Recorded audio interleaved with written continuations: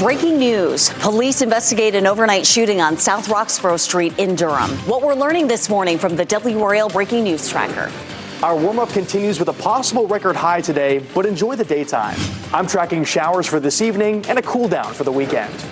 Breaking overnight, the U.S. Senate votes to partially fund the Department of Homeland Security. Who would get paid and why the move faces an uncertain future? All work and no pay. We're following the TSA security line here at RDU as callouts and resignations spike nationwide.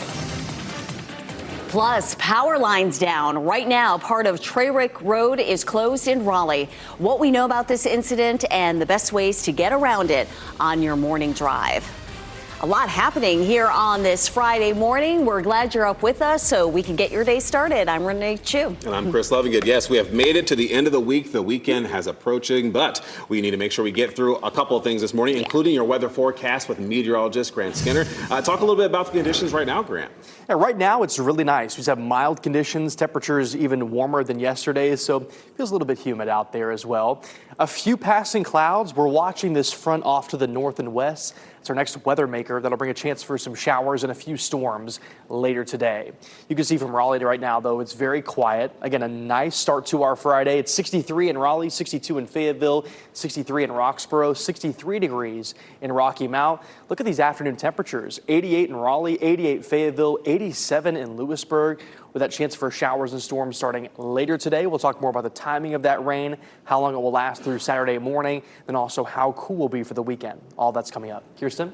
Thanks, Grant. Good morning and happy Friday. Giving Ken Smith a break this morning as we take a look at your roads. Really no accidents or crashes to be worried about unless you're traveling in Raleigh on Treywick Road. This is at Marsh Street. We have a crew there now giving us a live look. There's a downed power pole. You can see crews working there to get that fixed, and Raleigh police are blocking off that area. So you'll want to just take a detour and just be aware of that as you're heading out the door this morning. So we'll keep an eye on that, and we'll be sure to bring you any more updates as we have them.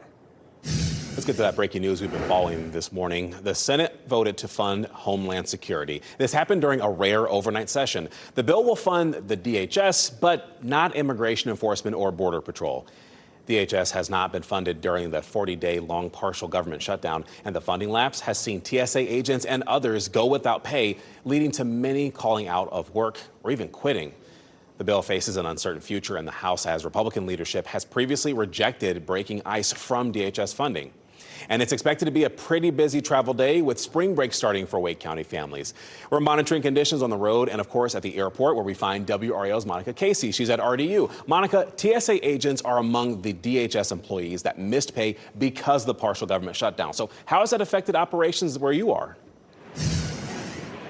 Well, Chris, the line is really coming in waves here at RDU this morning. If you take a look behind me, you can see it really doesn't look too bad, but it looked pretty different an hour ago. President Trump announced yesterday he plans to sign an executive order calling for payment of TSA agents, and advocates say that fix can't come soon enough. I spoke with Mac Johnson, the president of the local chapter of the American Federation of Government Employees, about what's happening. TSA officers missed their first full paychecks in mid-March, and Johnson has heard firsthand how that's impacting them.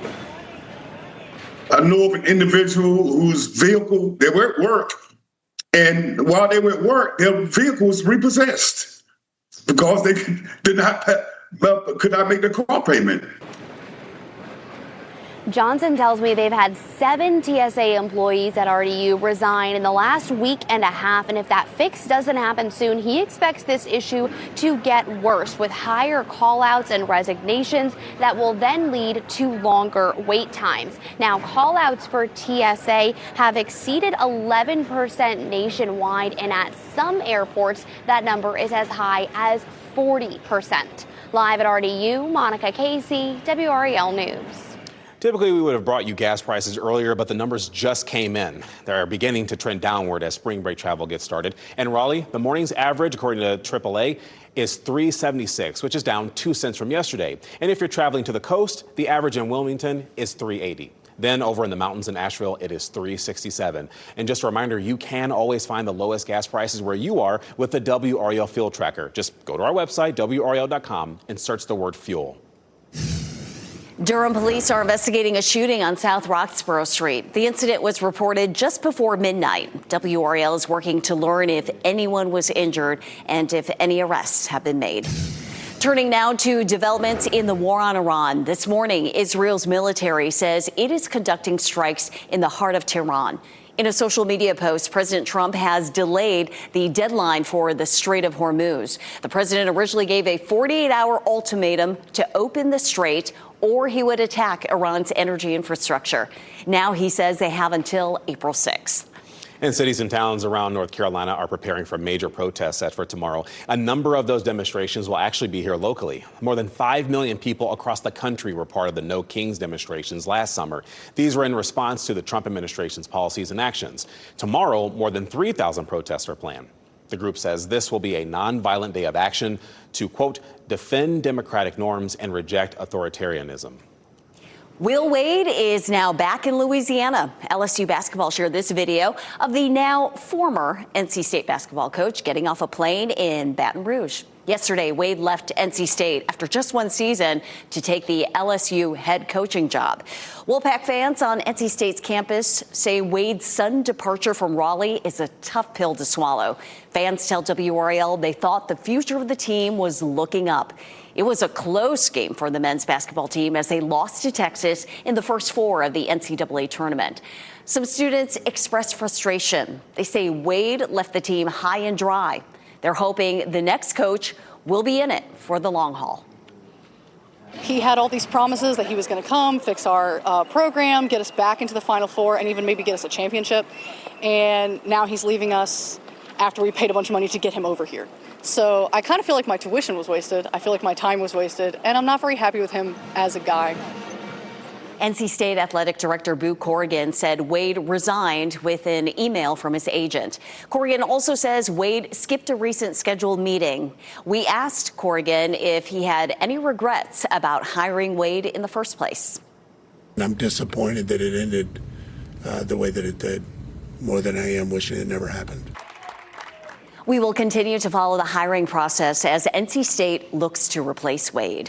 Meanwhile, the UNC Tar Heels are also looking for a new head coach. And former player Kenny Smith says it will not be him. He made that comment while working as a CBS Sports NCAA tournament coverage analyst. We could talk about North Carolina, but that vacancy, I thought that was obviously disrespectful.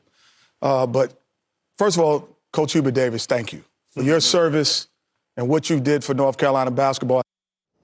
Smith said this is a tough time for Tar Heels because when a team fires one person, there's a link to every era of Carolina basketball. Smith says whoever takes that job, they need to want to be there for the rest of their career and retire as a Tar Heel. Tonight, Duke will play St. John's in the Sweet 16 round of the NCAA tournament. The Red Storm is a hard-nosed defense and will likely play physically. Tip-off for tonight's game is at 7:10. If Duke wins, they will face the winner of Michigan State and UConn in the Elite Eight. WRAL's Pat Welter and Chris Lee will be there to give us updates on the Blue Devils' performance. Watch WRAL's Evening News for live updates from D.C. Today, the Artemis II crew will arrive at Kennedy Space Center in Florida, and that's where you're looking live right now. The shuttle is there. The crew is still in quarantine, though, ahead of their mission, but they're going to answer questions at a news conference, and that starts at 2:30 this afternoon. Wednesday is their expected launch day, and they will travel the furthest any human has gone in space, going around the far side of the moon and back. NC State graduate Christina Cook is part of the Artemis II crew as well. North Carolina's law requiring voters to show photo ID at the ballot box will stay in place. A federal judge rejected arguments that Republicans made the requirement with discrimination against minority voters in mind. This is seen as a legal win for state Republicans who initially passed this voter ID law in 2018. It's a day that I knew eventually would come. It's about making sure that all valid votes are counted, those that are not valid are not. Meanwhile, the president of the NAACP's North Carolina State Conference says this decision is deeply disappointing and ignores the real and documented barriers that voter ID laws create for Black, Latino, elderly, and low-income voters. Republican lawmakers' first attempt at voter ID in 2013 was ruled unconstitutional for racial discrimination. After the legislature made changes, voter ID has been allowed. I'm Laura Levine here in the WRAL Live Center this morning. We have a new update now on the war with Iran Iran now allowing Malaysian vessels to pass through the Strait of Hormuz. That's according to the Prime Minister. He says we are now in the process of releasing the Malaysian oil tankers and the workers involved so that they may continue their journey home. He also says this address really came after the PM held talks with the leaders of Iran, Egypt, Turkey, and other regional countries about efforts to end the U.S.-Israeli war. He says, but it is not easy at this time. Just another step as we are trying to wait and see if the reopening for the Strait of Hormuz will be complete soon. Something we'll be watching closely. Laura, thank you. New disturbing details. Savannah Guthrie describes the scene of her mother's house after her abduction. The latest ahead of the continued interview release this morning. Plus, it's going to be a chilly weekend, but a good one to get out and about. The early egg hunts and other exciting events that are happening. And Chris talked about that chilly weekend. It'll be warm today, but then once that front passes, look at the temperatures. Overnight tonight, we'll drop to the 40s. Some spots possibly dropping to the 30s. Also a chance for some showers and storms. We'll talk more about that rain chance later today and also how warm we'll get this afternoon. All that's coming up. As you get into your car, tune to WRAL News Plus on your radio. In Raleigh on 99.3 FM. In Durham, 96.5 FM. And everywhere on 101.5 HD3.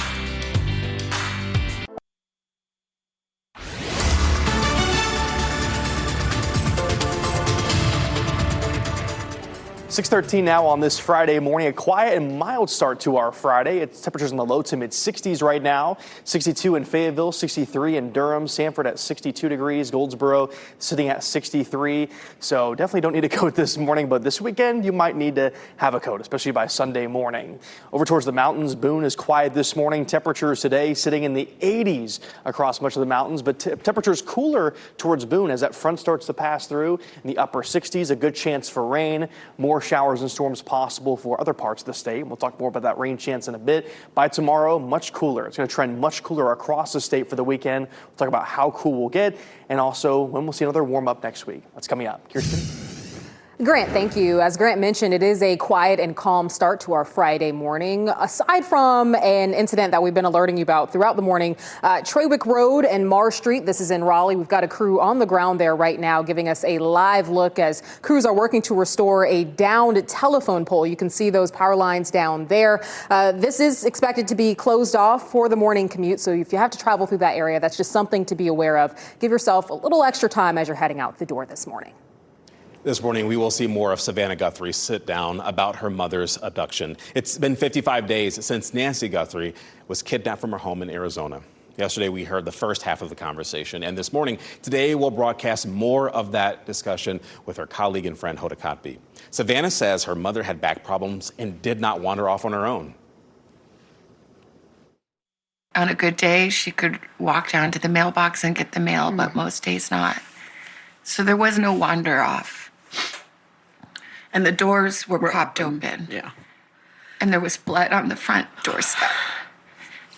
And the Ring camera had been yanked off. Yeah. And so we were saying, this is... Do something. This is not okay.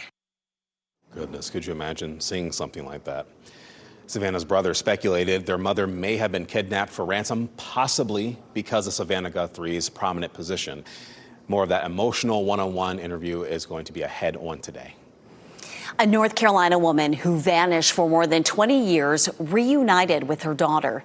This video shows Michelle Hunley Smith hugging her daughter Amanda for the first time in decades. Smith disappeared from Rockingham County before Christmas in 2001 and was thought to be missing. The case got the attention of the FBI. Turns out she wasn't missing, she ran off. Investigators found her in Robeson County earlier this year. She was back in Rockingham County yesterday for a court appearance as part of a DWI case. Her daughter says she forgives her mom for leaving. Thing is not black and white. There's a whole gray area.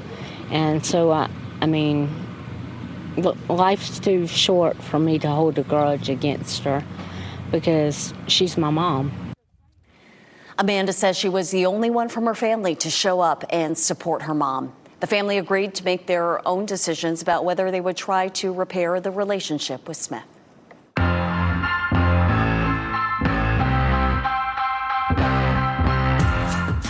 This weekend, there are Easter egg hunts for the kids and a celebration of beer for the adults. All right, let's talk all about it this morning on WRAL's Out and About. This weekend, several early egg hunts. Tomorrow, celebrations begin at Mordecai Historic Park in Raleigh. Egg hunts will be available for little ones up to 4 years old, then another group 5 to 9-year-olds, and then kids 10 and up. The hunts start at 11 a.m. and stay for crafts, games, and more spring activities. Then tomorrow, the town of Cary will celebrate Arbor Day, and this is basically a chance to celebrate everything that trees do for us. There will be live music, local food, kids' activities, and more. And you will get the chance to engage with environmental experts about native plants, healthy soils, and going green at home. That runs from noon to 3 at the Page Walker Arts and History Center. Then you've got Sunday, the 12th annual Bull City Food and Beer Experience. It is back at the DPAC. All 3 floors of the building will feature triangle restaurants and breweries. What you're seeing here is video of the 2024 celebration. Tickets buy you unlimited samplings, but they're sold out this morning. For more weekend best bets, you can visit WRAL.com and search Out and About. Yesterday, we hit 80 degrees. Today, we're going to go even beyond that, and we're going to try to break a record here. I think there's been too many days over the past couple of weeks, maybe 3 weeks. We just had really warm temperatures. Yeah. 88 for the high in Raleigh and Fayetteville today. That would break records. And then next week, we've got more warmth in store. But of course, in North Carolina fashion, we got to swing first. So we're down to the 50s this weekend before we jump back to the 80s. I mean, this is the 4th time this month that we're breaking a record. Yeah, it's going to be wild. Very, very warm today. Then chance for rain late today. Then we have that cool down this weekend. So some ups and downs over the next several hours even. By the time we hit around 7, 8 o'clock, that rain chance starts to pick up as that cold front starts to swing through. I think by around 10 o'clock is when we'll see that highest rain chance. But before that best rain chance, we could have a few storms across the area. Not expecting a severe threat, just some brief wind gusts as that moves through. The 70% rain chance lasts through around 1 a.m. tomorrow morning. So in the early morning hours on Saturday, then the front fully passes and the colder and drier air will quickly swing in for our Saturday. So forecast rainfall overall from this system moving in, about 1/4 inch of rain for most spots. We could see some local higher amounts if we get some of those heavier downpours with those storms that move in. But again, it's just going to be brief downpours, then that mainly light to moderate rain with the front moving through.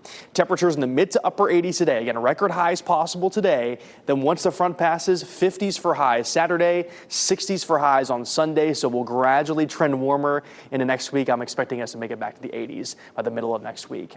WRAL Garner Tower camera glimpses of the sunrise this morning. It's going to be very pretty with just a few clouds on the horizon to start the day. Temperatures starting in the 60s today. We'll reach the 80s this afternoon. We're dropping to the 50s by tomorrow afternoon. And the lows Sunday morning going to be much chillier. The 30s will gradually warm back to the mid 80s by the middle of next week with some rain chances on Wednesday and Thursday as well. Kirsten? Grant, thank you. It is 5:20, and we'll start with this live look at Trawick Road at Mars Street. This intersection in Raleigh has been closed for quite some time now. Crews are working to restore downed power lines. You can see those lines there, and Raleigh police are there. That detour will be in place likely through the morning commute, so just something to be aware of if you have to travel through that area. Otherwise, looking at the northern loop of the Beltline right now, no delays to be concerned about as you're heading out the door to work or to wherever you're headed this morning. And then just getting a wider look at drive times. Again, nothing to be worried about. Just tune in to us on the radio, 101.5 HD3. Your time is 6:21 this Friday morning. Airspace expansion. RDU is looking to widen their air traffic area. How this will help them control the additional flights. Plus, holiday deals ahead on today. With Easter a week away, they will break down where to find great discounts ahead of the holiday. We do have a look at your winning NC Education lottery numbers right here on your screen.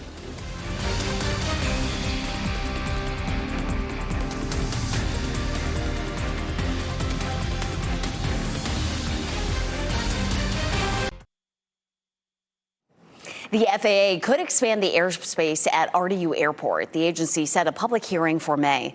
Under the proposal, flight paths would not change, but there would be a larger area that pilots need to talk with air traffic control. The FAA says the expansion would help the agency address the number of flights in the area. Today, a Raleigh-based nonprofit will host a fundraising gala, and this will support women in crisis. No Woman, No Girl provides everyday essentials to the people who need it. WRAL's parent company, Capital Broadcasting Company, is sponsoring this gala, and our very own Kelsey Coffey has served as a board member for No Woman, No Girl and will co-host tonight's event.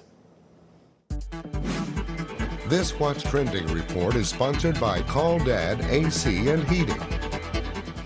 Tay and Taylor expecting a baby. And a national anthem flub during the Mets-Pirates game. It's hard to hear. Time for a look now at what's trending. So, Twilight star Taylor Lautner and his wife Tay are expecting a baby. The couple shared these photos to Instagram with the caption, "What's better than two Taylor Lautners?" So now the question on everyone's mind is, will this baby be named Taylor Lautner as well, Renee? The couple's been married since November of 2022. They were first introduced by Lautner's sister. I say name it Tay-Tay, or they could call it Tay-Tay. And I bet you they'll announce the name with Taylor Swift holding the baby, because I'm pretty sure Taylor Swift and Taylor Lautner know each other. Not mistaken. So. And an ironic display, a man best known for portraying founding father George Washington got the lyrics to the national anthem wrong. Listen to this. Through the perilous fight, what so proudly we hailed, were so gallantly streaming. That is Chris Jackson, who played Washington in the musical Hamilton. The missed line was performed at the opening Mets-Pirates game. And you heard him repeat those lines, but he's not the only one who's messed it up before. Back in 2011, you may recall, Christina Aguilera forgot an entire line of that song while performing at the Super Bowl as well. Just set up a clear teleprompter and or keep practicing, right? Preventable mistakes. Gotta know the national anthem. The Senate approved partial funding for the DHS, the next step before TSA agents, FEMA, and the Coast Guard see that money. Plus, power lines down. Right now, part of Treyrick Road is closed in Raleigh. What we know about this case and the best ways that you can get around it during your morning drive.